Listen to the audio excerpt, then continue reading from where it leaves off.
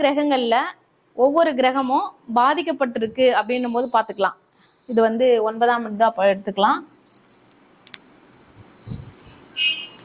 நவ கிரகங்கள்ல இப்போ ஒவ்வொரு கிரகமும் உங்களுக்கு பாதிக்கப்பட்டிருக்கு, நீச்சமாவோ அஸ்தங்கமாவோ இருக்கு, முடக்குல இருக்கு, திதி சூன்யத்துல இருக்கு அப்படின்னும் போது என்ன பரிகாரம் பண்ணலாம், என்ன கோவில் நம்ம போகலாம். பக்கத்திலே இது வந்து இவ்வளவு நேரம் வந்து ரொம்ப தூரத்துல இருந்திருக்கும், ஒவ்வொருத்தவங்களுக்கு கிட்ட இருக்கும், ஒவ்வொருத்தவங்களுக்கு தூரம் இருக்கும்.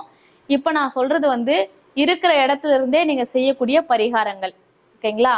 இப்போ உங்க ஜாதகத்துல முதல்ல சூரியன் வந்து வீக்கா இருக்கிறாரு, சூரியன் வந்து கெட்டு போயிருக்கிறாரு அப்படின்னா, சூரியன் அப்படின்னும் போது சிவ வழிபாடு, தொடர்ந்து சிவ வழிபாடு பண்றது, ருத்ராஜம் பயன்படுத்தலாம். 5 முக ருத்ராஜம் அனைவருமே பயன்படுத்தலாம். இது பண்றது. அதே மாதிரி பிரதோஷ வழிபாடு, முக்கியமா திங்கட்கிழமை நாட்கள்ல வரக்கூடிய பிரதோஷ வழிபாடு, இது தொடர்ந்து பண்ணிட்டு வரும்போது உங்களுக்கு சூரியனால ஏற்படக்கூடிய பிரச்சனைகள் எது இருந்தாலும் கிளியர் ஆகும்.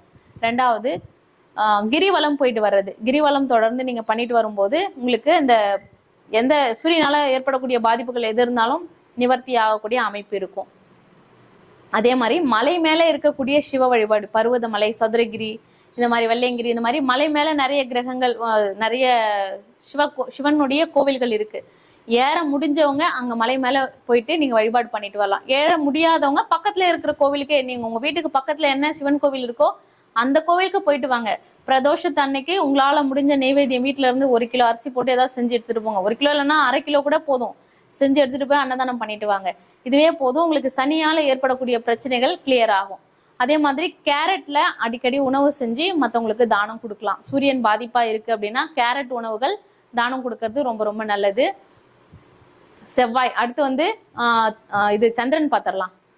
சந்திரன் வந்து உங்களுக்கு வீக்கா இருக்கு, சந்திரன் நீச்சமா இருக்கு, அஸ்தங்கமா இருக்கு, ஏதாவது ஒரு விதத்துல பாதிக்கப்பட்டிருக்கு, கேதுவால பாதிக்கப்பட்டிருக்கு அப்படின்ற அமைப்புல வருது அப்படின்னா, சந்திரன் அப்படின்றது பால், தயிர், இதுக்குள்ளெல்லாம் வரும் இந்த விஷயங்கள்லாம்.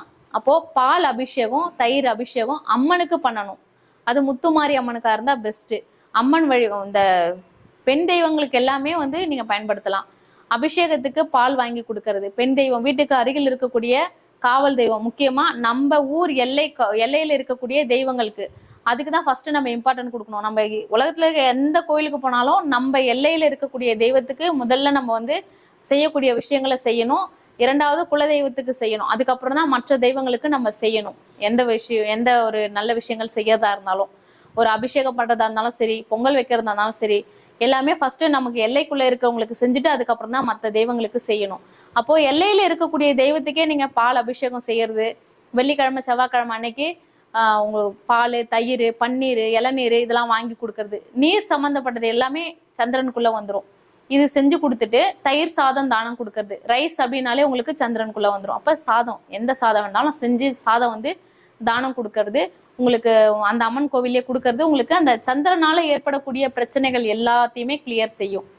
அடுத்து வந்து செவ்வாயால ஏற்படக்கூடிய பிரச்சனைகள். செவ்வாய் வந்து உங்களுக்கு வீக்கா இருக்கு, செவ்வாய் கெட்டு போயிருக்கு அப்படின்னும் போது முருகர் வழிபாடு, நரசிம்மர் வழிபாடு தொடர்ந்து பண்றது ரொம்ப ரொம்ப நல்லது.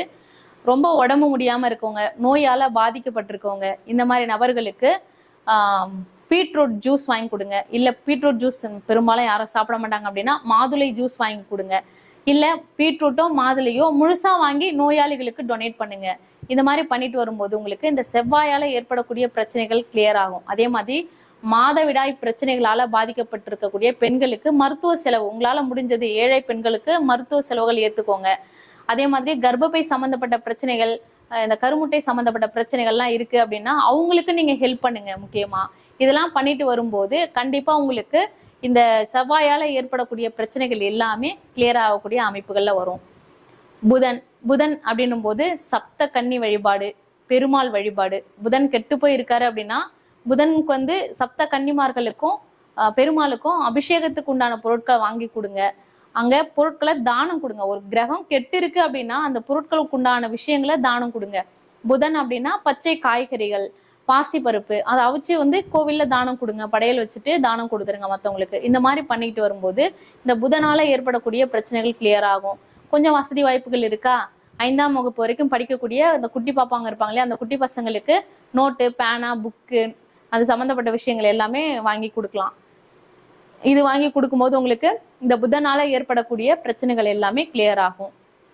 அடுத்து குரு. குரு அப்படின்னும் போது உங்களுக்கு குரு தட்சணாமூர்த்தி வழிபாடு, சித்தர்கள் வழிபாடு, ஜீவசமாதி.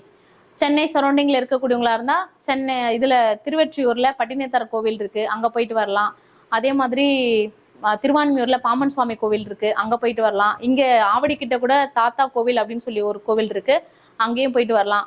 இந்த மாதிரி உங்களுக்கு பக்கத்துல இருக்கக்கூடிய சித்தர்கள் வழிபாடு இல்ல, என்னால ரொம்ப தூரம் போய் வழிபாடு பண்ண முடியாத சூழ்நிலையா இருக்கா, அங்க இருந்து போட்டோ வாங்கிட்டு வந்துருங்க. போட்டோ வாங்கிட்டு வந்து வச்சு வீட்டுல வச்சு வழிபாடு பண்ணுங்க. வியாழக்கிழமை பாபா வழிபாடு பண்ணுங்க. இந்த மாதிரி குருநாதர்கள் வழிபாடு பண்ணலாம். இல்ல எனக்கு குருநாதர்கள் வழிபாடு வேற ஏதாவது சொல்லுங்க அப்படின்னா, கோவில்ல இருக்கக்கூடிய ஐயருங்களுக்கு எல்லோ கலர்ல வேட்டி தானம் எடுத்து கொடுங்க, வேட்டியின் டவலும் எடுத்து தானம் கொடுங்க. குழந்தைகளுக்கு எல்லோ கலர்ல லட்டு வாங்கி தானம் கொடுங்க.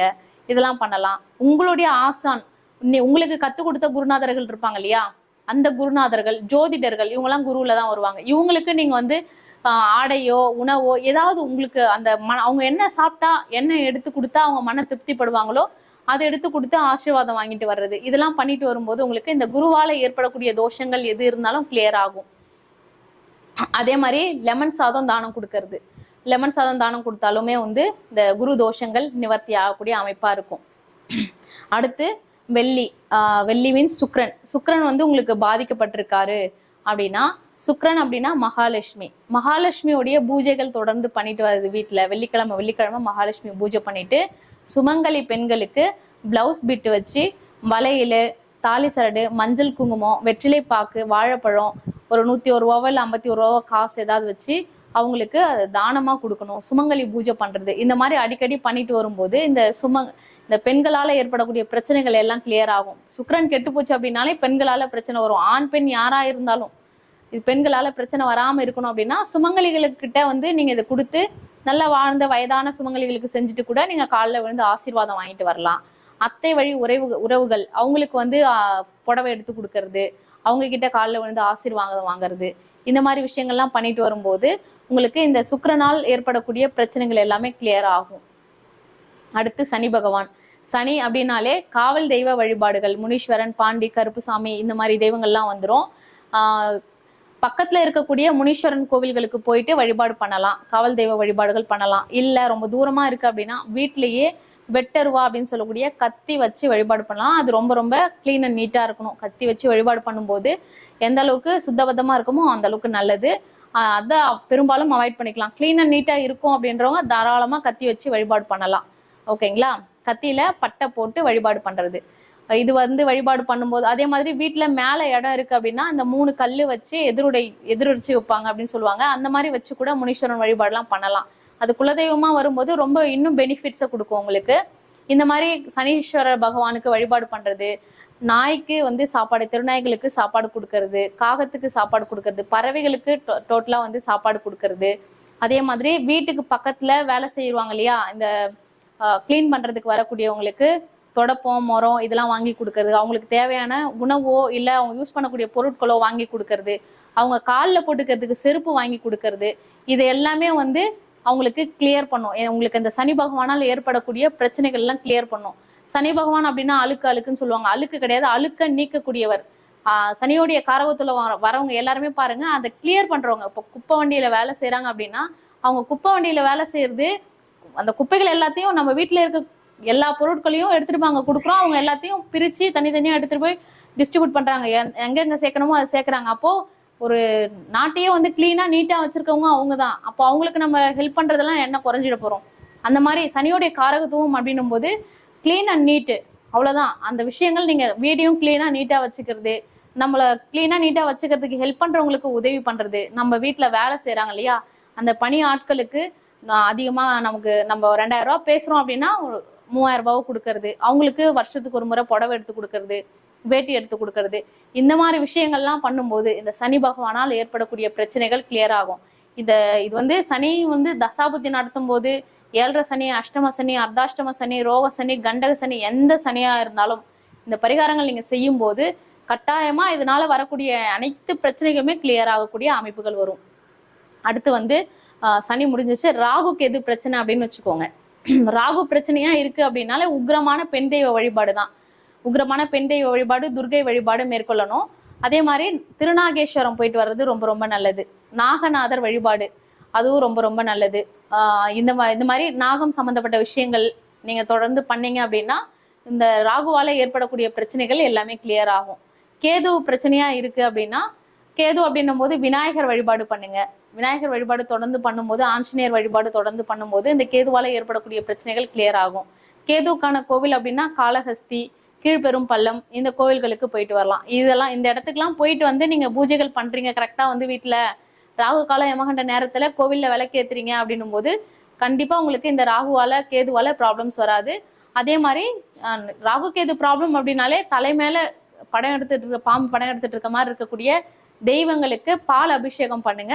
கண்டிப்பா இது கிளியர் ஆகும். அதே மாதிரி எப்பவுமே வந்து பால் அபிஷேகம், ராகு கேதுக்கு பால் அபிஷேகம் பண்றது உங்களுக்கு தோஷ நிவர்த்திகளை கொடுக்கும். அதுக்கடுத்து பாம்புகளை கொல்லாம இருக்கணும். முக்கியமா பார்த்த உடனே அடிக்கிற பழக்கம் சில பேருக்குலாம் இருக்கும், கேள்விப்பட்டிருக்கேன். இந்த பாம்புகளை அடிக்காம இருக்கிறது, துன்புறுத்தாம இருந்தாலே போதும். பாம்பால எதிர்காலத்துல வரக்கூடிய சந்ததிகளுக்கு எந்த ப்ராப்ளமும் இல்லாம இருக்கும். ஓகேங்களா? ஸோ வந்து இந்த மாதிரி ராகு கேதுக்களால ஏற்படக்கூடிய பிரச்சனைகள் எது இருந்தாலும் கிளியர் ஆகக்கூடிய அமைப்பு இப்போ நம்ம சொன்னதெல்லாம் ஃபாலோ பண்ணும்போது இருக்கும். இப்போ வந்து இன்னைக்கு ஃபுல்லாவே நம்ம வந்து கோவில் பரிகாரங்கள் தான் கொடுத்துருக்கோம். இந்த சிம்பிளா இந்த விஷயங்கள் பண்ணா போதும், நமக்கு பிரச்சனை வராது. அப்படின்னா ஒரு விஷயத்த ஒரு தடவை பண்ணிட்டு விட வேணாம், தொடர்ந்து பண்ணுங்க. இத்தனை நாள் தான் பண்ணணும், அத்தனை நாள் தான் பண்ணணும், என்னால இத்தனை நாள் மட்டும்தான் பண்ண முடியும் அப்படின்லாம் யோசிக்காதீங்க. உங்களுக்கு பிரச்சனை கிளியர் ஆகுற வரைக்கும் தொடர்ந்து ஒரு விஷயத்த ஃபாலோ பண்ணுங்க. அப்பதான் உங்களுக்கு ப்ராப்ளம்ஸ் கிளியர் ஆகும். அந்த அமைப்புக்குள்ள பாத்துக்கோங்க. அண்ணா சூப்பர் ஷேர் பண்ணிருக்காங்களா? சரி, ஓகே.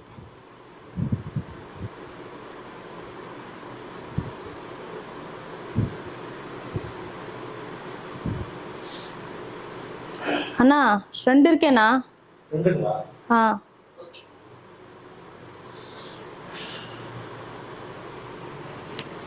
தேங்க்யூ. பார்த்துட்டு நேயர்கள் வீடியோவை வந்து ஒரு டபுள் டாப்